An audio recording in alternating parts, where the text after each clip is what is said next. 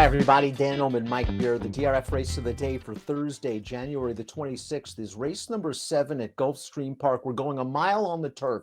There are some quality fillies and mares in this high-level allowance with a 62,500 claiming option. Let's take a peek at some of them right now. It is a full and overflow field. We've got 12 in the body of the race, 13 through 16 on the also eligible list. White Frost, the number 9, has a lot of credentials. She's 3-1 on the morning line. She also has not raced in 438 days. Yeah, a lot of questions surrounding, where she's going to be when she comes back off this long layoff, Dan. It's really, really unfortunate that Bill Mott hasn't been able to keep her sound because when she's on the track, she has an awful lot of ability. It's going to be very interesting to see how she comes back this time.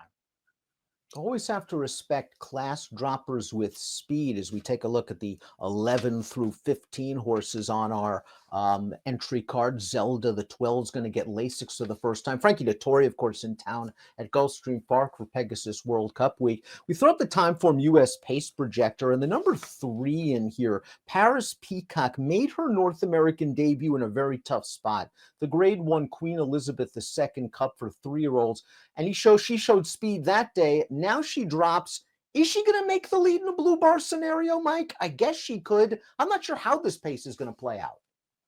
Yeah, me either. I mean, I'll be honest. I didn't find a ton of pace in this race, so I wouldn't be surprised if Paris Peacock is on the lead again. She was more of a forward horse over in Ireland. She got over here. You never really know how that's going to translate, Dan. But she was on the lead in a Grade 1 in her stateside debut. Of course, she was no match for those horses, but certainly this feels like a better spot for her. A horse that's hoping that this Timeform US Pace Projector is absolutely 100% wrong is the number 1 Miss Marie, who we saw at the very back of the pack, and that's a running style. And let's watch her most recent race. The first level allowance at Woodbine back on October the 29th. And she still has a lot of work to do as they pass the quarter pole, but she's going to grind these horses down and win. She was entered on December the 4th at Woodbine, listed as a vet scratch. So it's about a 3-month layoff, switching to Roger Atfield. She is stakes placed.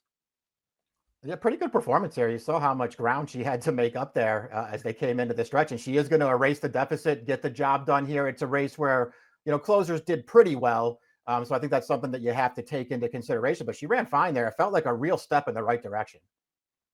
Another horse that's earned black type is the number 2 Arm Candy. She's stakes placed at Pimlico. She's stakes placed at Sam Houston. And her last race came over the Tapeta surface at Gulfstream Park. It was a race washed off of the turf. I just don't think that's really her surface. She's probably better on the turf, and she faced a good field last time out anyway. I'm willing to draw a line through that race and concentrate on her good turf lines. I am too. It's just with her, as with the horse that we just talked about, the horse on the rail, Miss Maria. I guess it's gonna come down to what kind of trip she gets, Dan, because I think she's another horse who doesn't really have that much speed. It'll be interesting to see if Irad tries to get forward with her early. I thought her last turf race at Keeneland, I thought she ran fine in there. I mean, she was never a real threat, but she was really running at the end of that race. She's going to need the right trip in here, but I think she's a contender. I think she has a little bit more tactical speed than you, and I think Arad's going to try to use it from this inside post. Maybe not get to the lead, but try to perhaps secure the pocket going into the first turn. The 4th place horse from her last race came back to run second in the Sunshine Turf with an 89 buyer. Paris Peacock is the number 3, a group stakes winner in Ireland. We talked about her performance in the Queen Elizabeth II Cup. She was facing some very good 3-year-old fillies that day. She showed speed. She tired. The 4th place horse came back to run second in the Grade 3 Valley View with an 81. She wore cheek pieces. I don't think she'll wear cheek pieces for Tom Proctor, but keep an eye on the changes. Yeah, we'll see what she does here. I guess just because she's dropping out of a Grade 1 and she did run in stakes races in her final 3 starts over in Ireland, I guess you have to take that stuff into consideration. Personally, Dan, I wasn't blown away by her form in Ireland. I thought she was fine over there. And I didn't think she ran well at all in the QE2 last time, although obviously it was a tougher race. I don't know. I'm just not really sold on her. And I didn't think she'd be a great price in this race. Bramble Bay, the number 4, is a two-time winner of the Jersey Girl Handicap at Monmouth Park. She finished fourth last time out at Gulfstream in a similar spot, going 7.5 furlongs. She ran an okay second two back, I thought, with a decent enough trip at Aqueduct. That last race, though, disappointed me. I wanted to see a little bit more. Yeah, I agree with you. I'm just not sure how good this filly is. Obviously, when she's in the right spots, she's very, very competitive. I'm not sure that this is the right spot, though. I the race two back at Aqueduct, she ran fine that day. I really liked her that day and better, and she ran fine, but she had no excuse to get nailed on the wire. A horse that's lurking under the radar, in my opinion, is the 5 Talbea, who's only raced 3 times in North America, and every one of those races came over the Tapeta at Woodbine. I personally think she's a better turf horse. She started her career and raced basically exclusively on turf in England, and her last start, what chance really did she have? A, the way the race set up, B, against Lady Spitesfear, who ended her season third in the Breeders' Cup Filly and Mare Turf. Yeah, I'll agree with you on that last one. The pace just really wasn't there for her in that race. She never really had any traffic from off the pace. She was always towards the inside, but she never got stopped. She was just racing on, really to no avail in there. I thought her race prior to that, the Dominion Day, was pretty disappointing. She really never got involved in that race, but I still remember her stateside debut, Dan. I know it's almost a year ago now. She was really impressive winning that race. I think she has some talent. And if you want to make an excuse for the Dominion Day, okay, she was in against the boys that day. One thing to consider, she hasn't gotten off to a good start in any of her races in North America. And if this pace is slow, she could be up against another moderate to slow race flow. I do agree with you, Mike. I think she might be sort of dirtied up coming into this race. Miss Majorette is up next, the number 6. And last time out was her first race since July. She was going 5/8. She made her debut on a synthetic surface. Plenty of excuses there. She stretches out. I wonder if Joel Rosario is going to read the form on Thursday morning and say, I can make the lead with this stretch out sprinter. That would probably be a wise decision to just go forward, try to make the lead and see what you can get away with on the front end. She's a pretty good sprinter. I don't think she's, a top sprinter or even a stakes quality sprinter, Dan, but she's pretty good. I have real questions that she's going to be able to improve enough on the stretch out. I have questions about her ability at the distance, but she did earn a couple of stakes placings. One in New York last year. The runner-up from her last start came back to run second on the turf and an optional claimer at Gulf with an 86 Beyer speed figure. Miss Delicious is up next, and Steve Glasaris got this horse very good at Delaware Park over the summer and into the fall. Let's watch her first level allowance victory back in late September. This is not a good field that she beat, but she did get up close to the pace in this race. And if you're not going to beat a good field, well, you better beat them easily. And Miss Delicious beats them as pounds the best. Yeah, that's true. I mean, she had an absolute perfect trip in this race, but she also wins for fun, just against some overmatched horses here. We're really talking about, Dan, a horse who could be on a three-ways winning streak here. That race at Belmont in July, she got really unlucky there, blocked in behind horses at a crucial point and then just missed. So it feels like Placeris has gotten her back into good form. She started out with some potential in New York, lost her way a little bit, and she's good again now. There are some class concerns. I know she was entered back in Maryland. A race got washed off, but she does have that tactical speed where I think she can be a little bit closer to the pace than where Time Form US has her. Lover Lots is the number 8, and she's coming off a victory in a synthetic race. Let's watch that. She was entered for the $50,000 in this starter optional, and she's going to come from off the pace to score. She made sort of a mid-race move to get into it, and she's going to get away from this group. She is another one that stakes placed at Gulfstream on the turf, but she's going to be taking a step up in class. Yeah, exactly. I'm probably equally good on synthetic and the turf. So I don't think you have to worry about her coming back to the grass now, Dan. It's just she's one of these fillies now who's in a way tougher field this time. And you just have to ask yourself if you think she's going to be able to handle the rise in class.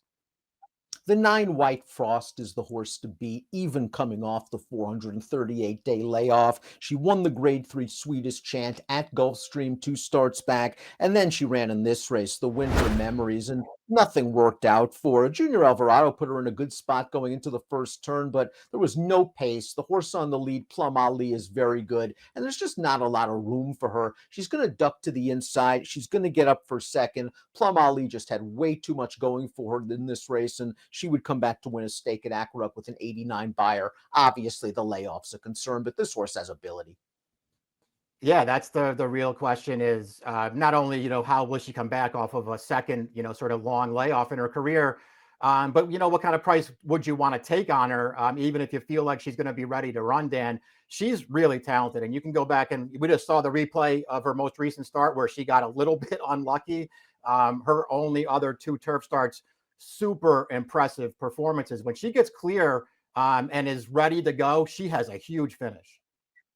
The 10 is Treasure of War, a very lightly raced 4-year-old. You can argue she has a lot of upside potential. They try her going a mile and a half in an off-turf race. I'll just draw a line through that. The last time she ran on turf, probably overmatched in the Virginia Oaks. She's a horse that has shown a little bit of speed in races where there isn't pace, however, and Lopez could be aggressive. Yeah, it'll be interesting to see how aggressive he gets here, Dan. The maiden win at Ellis Park last summer, they just sort of went forward with her. That pace wasn't fast, but I liked the ride that she got there, and I liked how game she was to hold on through the stretch in that race. Her only other turf start, the Virginia Oaks, she was, I thought, pretty bad in that race, but it was ultimately a pretty good field and a race that sort of went to closers too. So maybe you can give her some excuses for that. I don't know. I think she's a little bit interesting to at least throw in there somewhere in here at a big price. Sweet Serenade is the number 11. Emma Jane Wilson will take the mount for Roger Atfield, a horse coming off about a 3-month layoff. Last time out at Woodbine going a mile and a 16th, just never really gotten into it, and I wasn't a big fan of her form before the layoff. I wasn't either. I just thought she was one of the horses in here who was, pretty difficult to make a case for. We've already seen plenty of her. We know, or at least have a good idea of how good she is now as a 5-year-old, Dan. And I don't feel like she's run a race yet that would get me interested in betting on her in here. This post position is no bargain for the 12 Zelda, but this filly has some class. She was a stakes winner in France in 2021, and she has Frankie Dettori for Christophe Clement. And Frankie might get aggressive with this one, stretching out in distance. She last time out was just held up behind a slow pace in a race won by a gate to wire fashion. I think she resented being rated. Yeah, I do too. She certainly got headstrong up the backstretch. Probably caused her a little bit of her own problems there, Dan, because she was last from the gate, and then just sort of tried to rush up the inside, and there wasn't that much room. The flip side of that is she was also really bad in that race, sort of empty before that field came into the stretch. And I'm just struggling to decide how good she actually is. She was a pretty good 2-year-old. They stepped her up as a 3-year-old last year into some tougher races, and she was really no match in any of those. So I don't know. I don't know how good she is, and now she's got a really bad post. 4 horses on the also eligible list. It's worth noting that Tyler Gaffalione's first call is the 13 Fastest Flight. Paco Lopez's first call is the 14 Love in the Air. I guess of the 4 horses on the AE list, Love in the Air intrigues me the most.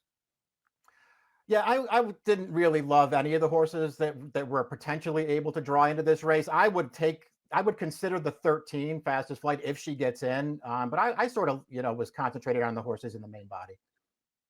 I agree. Let's before we take a look at our top selections, please click the subscribe button on the Daily Racing Form YouTube channel for the latest DRF videos. It's Pegasus World Cup week, all hands on deck. Top selection time for our Thursday race of the day. Pretty wide open race, Mike. White Frost has some things to prove off the layoff, but you trust Bill Mott with these horses, and she has shown enough tactical speed and versatility that I don't think she'll be pace compromised, barring a terrible start. I agree with you. And I know that she wasn't off as long a layoff in her most recent start, the Winter Memories, but she ran well that day without any luck at all, really. We'll see. I think if she comes back and can still run, I just think she's better than these horses, and I would take her on top. And here, the other horse for me is the 2 Arm Candy. Miss Delicious is a horse that has to prove herself against tougher competition. She was very sharp off the layoff. I think that White Frost, like you, is the horse to beat. The layoff and the potential for a short price worries me, so I'll look for a little bit more with the 7 Miss Delicious. 7935 for me, 92510 for Mike. It's the Thursday race of the day. It's race number 7 at Gulfstream Park. Best of luck.